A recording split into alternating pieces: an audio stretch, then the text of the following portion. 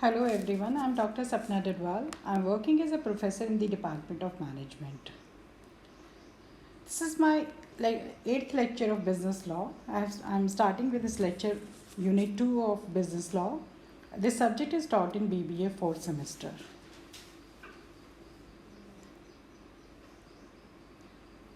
The topic I am going to cover in this lecture are definition of contract of guarantee, essential features of contract of guarantee, nature and extent of surety's liability, kinds of guarantees, rights of creditor, rights of surety.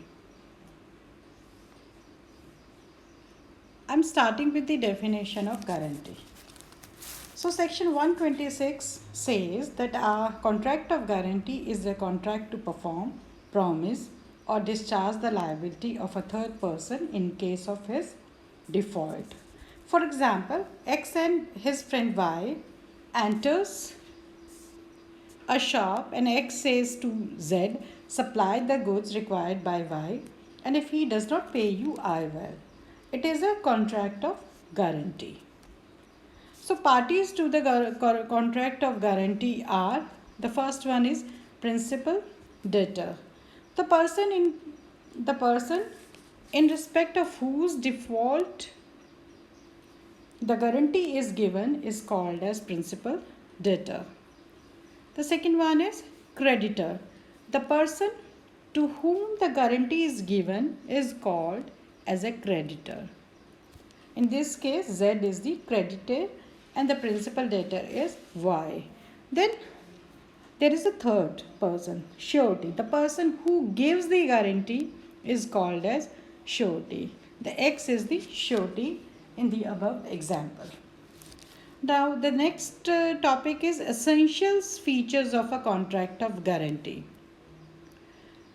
The first is tripartite agreement. A contract of guarantee is a tripartite agreement between the principal debtor, creditor and surety. So there are three parties in the contract of guarantee. So there are three contracts in the contract of guarantee. The first one is the contract between creditor and principal debtor. Then second one is contract between surety and principal debtor. And then third one is the contract between surety and creditor. Now the second essential of contract of guarantee is consent of the parties. So there must be consent of all the three parties to the contract. Surety should be agree to give guarantee. Principal debtor should be agree to have to take the guarantee, and the creditor should be agree to the surety as well as to the debtor. Then the next one is existence of the liability. So there must be an existing liability of a promise whose performance is guaranteed. Such liability or a promise must be enforceable by law. Then fourth is essential of a valid contract.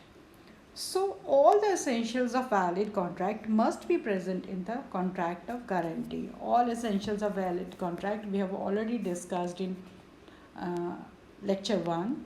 You can see the lecture 1 for the essentials of valid contract. So all the essential of the valid contract should be here. If one of the essential is missing, then it will not be called as valid contract of guarantee. Then fifth one is guarantee not obtained by misrepresentation.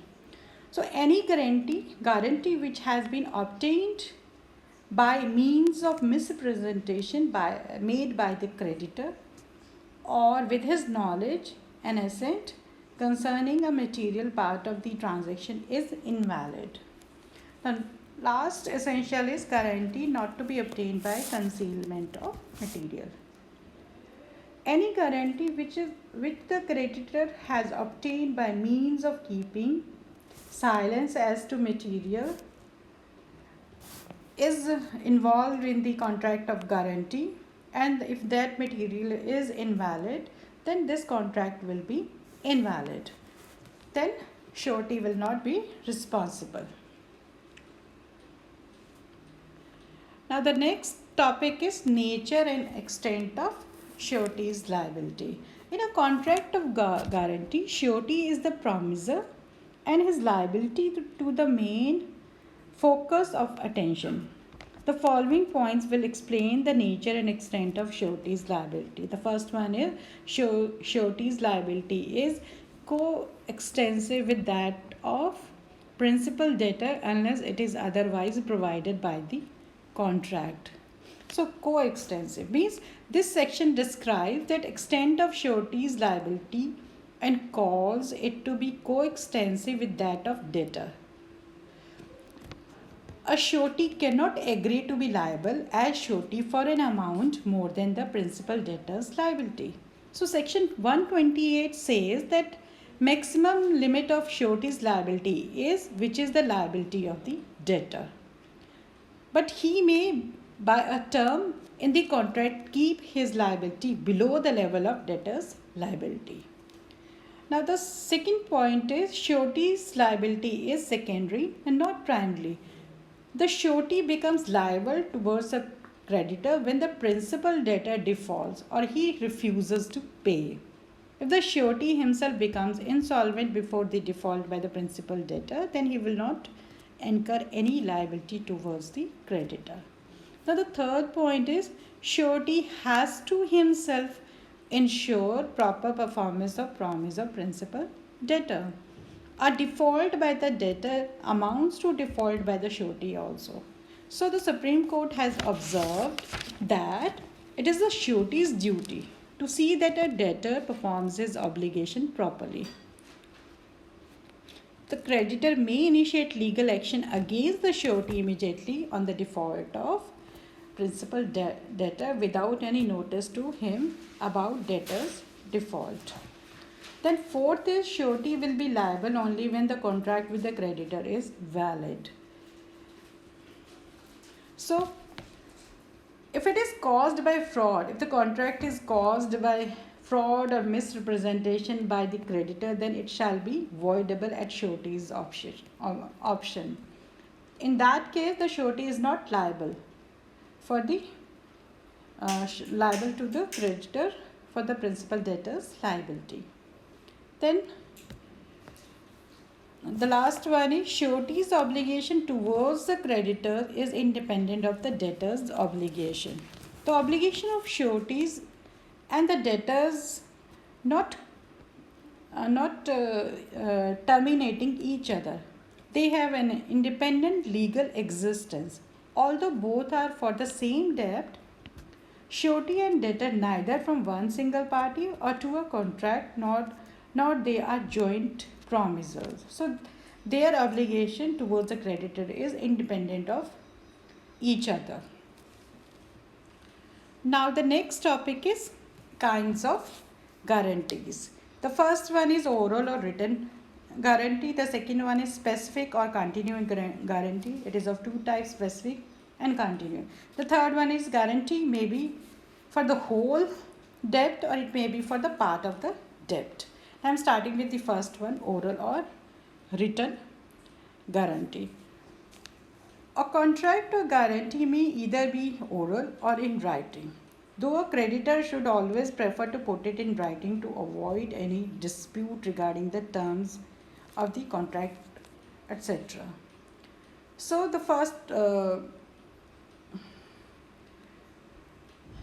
then specific, then second one is specific or continuing guarantee. Under specific guarantee, a guarantee is a specific guarantee when it is intended to be applicable to a particular debt and thus comes to an end if its payment has been made. So it is for a special debt only. For example, A guarantees the repayment of loan of rupees 10,000 by B to B by C.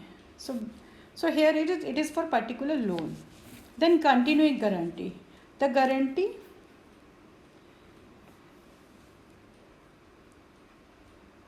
in such case is a specific guarantee. A guarantee which extends to series of transaction is called as continuing guarantee. A guarantee regarding the conduct of another is a continuing guarantee. For example, A in consideration that B will employ C in collecting the rent of B's houses. Promises B to be responsible to the amount of 5,000 rupees for the due collection and payment of those rents. So this is a continuing guarantee. Now the third one is guarantee may be either be for the whole debt or part of the debt. It's very clear from this that guarantee may be given for the whole debt and guarantee may be given for the part of the debt or for the limited amount. So this is very clear from this. Now the next topic is rights of the creditors. The rights of the creditors are: the creditor is entitled to demand payment from the surety as soon as the principal debtor refuses to pay or make default in payment. So the creditor can ask from sureties for the payment. Then second right of the creditor is where surety is insolvent, the creditor is entitled to proceed in the surety's insolvency and claim pro rata dividend. The next topic is rights of surety. The first one is rights against the principal debtors. So surety has some right against the principal debtor. The first right is right of subrogation. Subrogation means substitution of one person by another or stepping into the shoes of another. A surety would acquire all the rights against the principal debtor which the creditor possessed after he fulfills his obligation towards the creditor. The second is right to claim indemnity. In every contract of guarantee, there is an implied promise by the principal debtor to indemnify the surety. And surety is entitled to recover from the principal debtor whatever sum he has rightfully paid under the guarantee to creditor. Then the next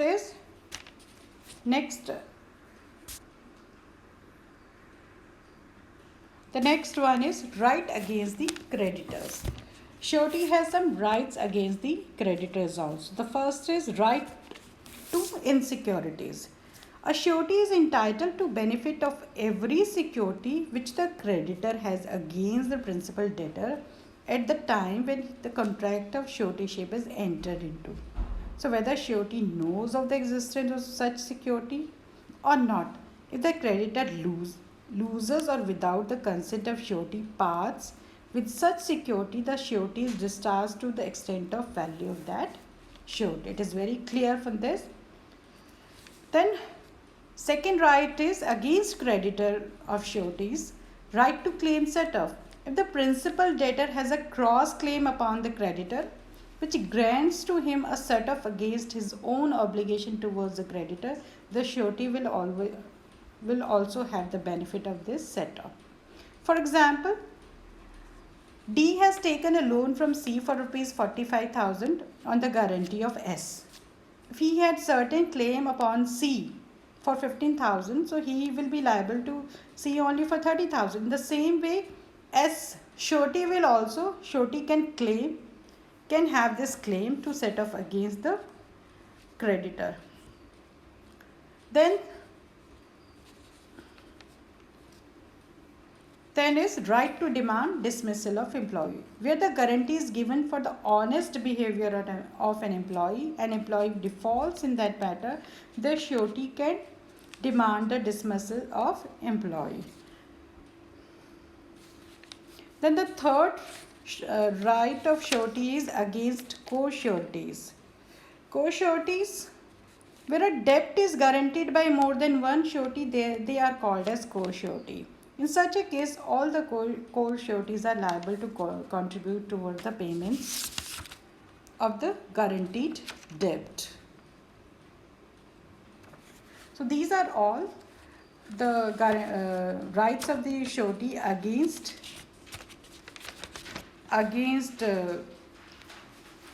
debtors and against creditors. This is all in this lecture. If Any query is there regarding this lecture, you can always like contact me. I'll give you a question related to this lecture in my next lecture. There will be question related to the topics of this lecture in my next lecture. So if any mistake is there, then ignore that mistake. If any query is there, you can always clear it from me. Thank you all.